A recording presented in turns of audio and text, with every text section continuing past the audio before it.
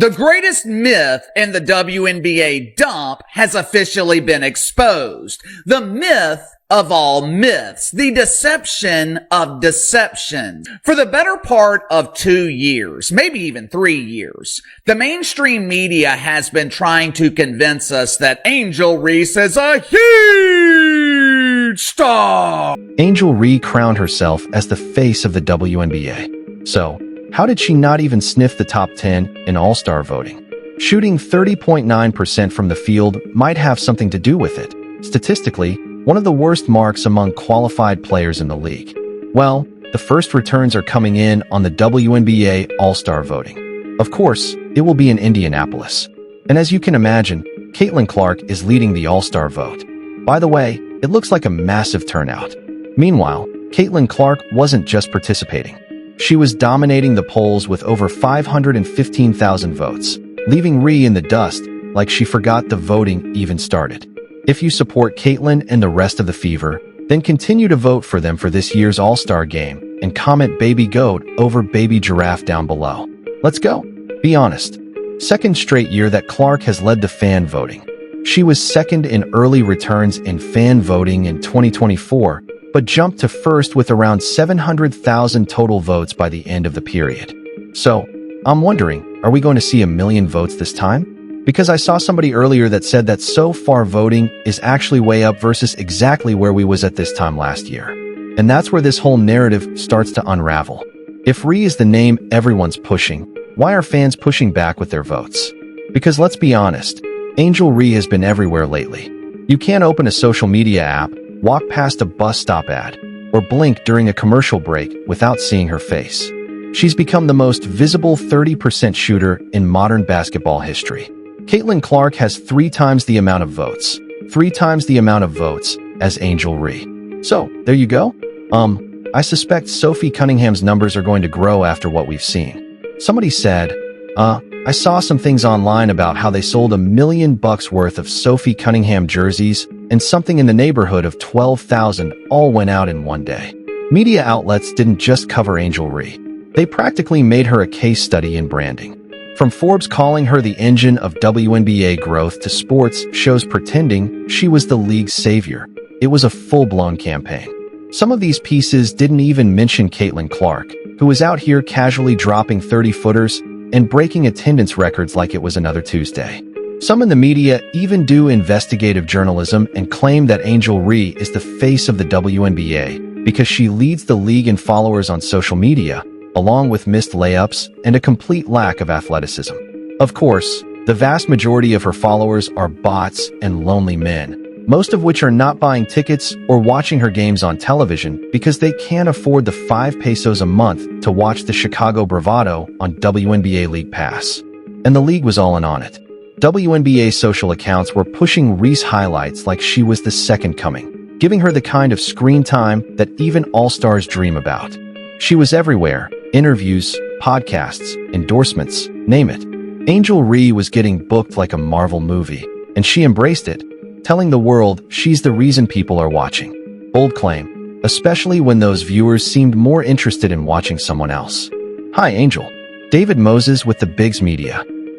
Last year you made a powerful statement saying, the reason people are watching women's basketball is not just because of one player, but because of you too.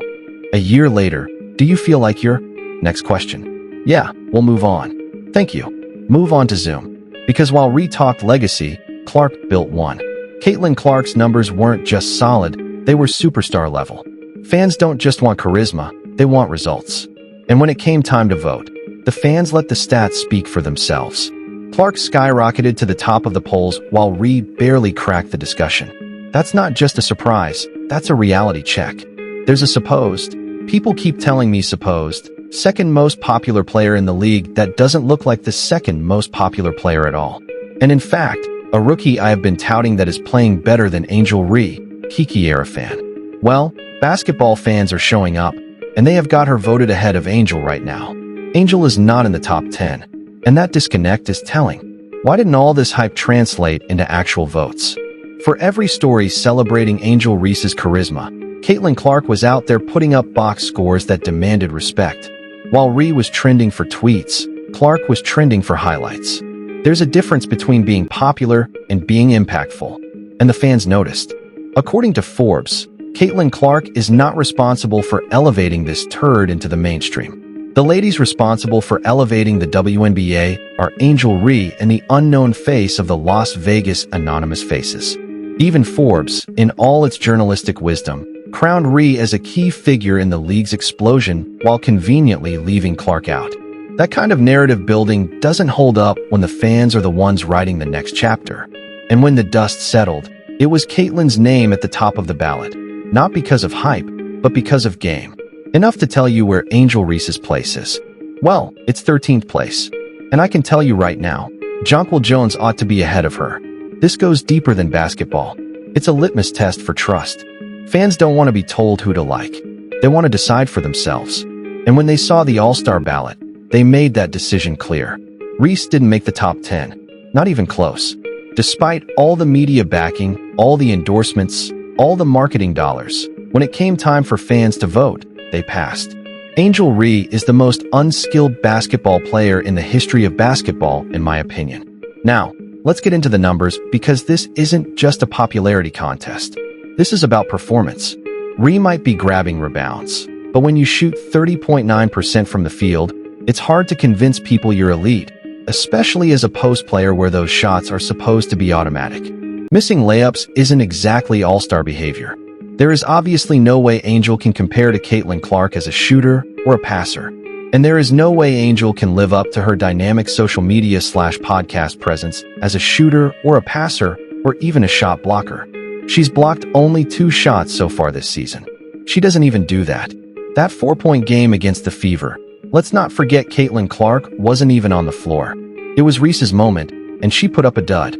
That's not the stuff that earns votes. That's the stuff that earns memes. And while her fans point to her rebounding numbers, a deeper look reveals a lot of those are what people are calling me bounds, rebounds off her own misses. Efficiency still matters in this league. She has energy. She has an attitude. She'll rebound you the basketball. Great. Nothing else. She has no, and what I give her, she's got self-awareness. She knows that she's not a very good basketball player. Sure, the hustle's there. She fights for boards and stays active. But it's 2025. Teams want players who can score, pass, defend, and hit free throws when it counts.